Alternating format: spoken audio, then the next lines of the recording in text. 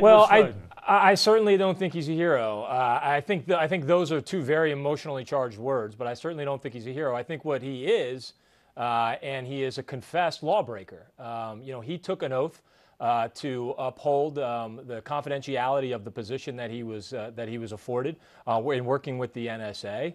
And he knew that the ramifications of disclosing classified information, and yet he did it. So I think it's very clear that he's a lawbreaker. I think the idea of whether or not he was a traitor, I think that goes to the intent of whether or not he was trying to actually harm the country. But those who work very closely with classified information, and those who do work with law enforcement and do work in intelligence will tell you that he has done great damage to our intelligence capabilities. Let's go to Mark Lamont here. You're crying hero. He is absolutely a hero. Why is he a hero? Wow. Okay, well, there's two things. First, he's not a traitor because even by his own admission, I don't think there's anyone who thinks he was trying to destroy the country. He was trying to make America better, even if you think he's wrong, as Kevin probably does. But has he made America better? Well, that's a different issue, though. By revealing so much information of this nature, which we now know was all completely legal, regardless of your view about whether it should be happening, it was legal. It wasn't something they were doing sneakily, illegally. Right. By doing that, he's clearly exposed America to its enemies in a way they would prefer not to be exposed. Well, I worry that to some extent maybe the State Department and the intelligence agencies are overstating that to dissuade people from doing it in the future and to make it easier to ratchet up punishment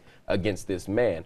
I think what we know for sure is that the American public has more awareness that we're entering a surveillance state, that the country is surveilling people in ways that we probably didn't know and probably wouldn't want. And as far as him being a hero, yes, he's a hero. Did he break a law? Perhaps. But many heroes break laws. That's what makes them heroes. He knew the risk. He knew the personal risk and the professional risk, and he did it anyway. Martin Luther King broke laws. Well, I can't understand. He's left his beautiful girlfriend behind. I mean, that seems to me a quite extraordinary thing to be doing. That's a sacrifice. That is a heroic sacrifice. That's what I was just looking on Twitter, and that's what a lot of the viewers were saying. It was like, he gave that up, gave up a pole dancer. But let me ask you, is that really what she is? Robin, let me ask you. I mean, as an American citizen, how far are you prepared to have your privacy invaded in terms of data about you and your life? Because, as John Miller was saying, almost without realizing it, we all surrender loads of information. Yeah. I'm on Amazon, Google, all these things. I buy loads of stuff online. Right. Yeah. And they know where I live, they know my name, they know my birthday,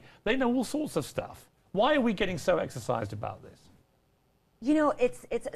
It's almost like someone asked me the other day, how much transparency do you think there should be in marriage? And I said 100%.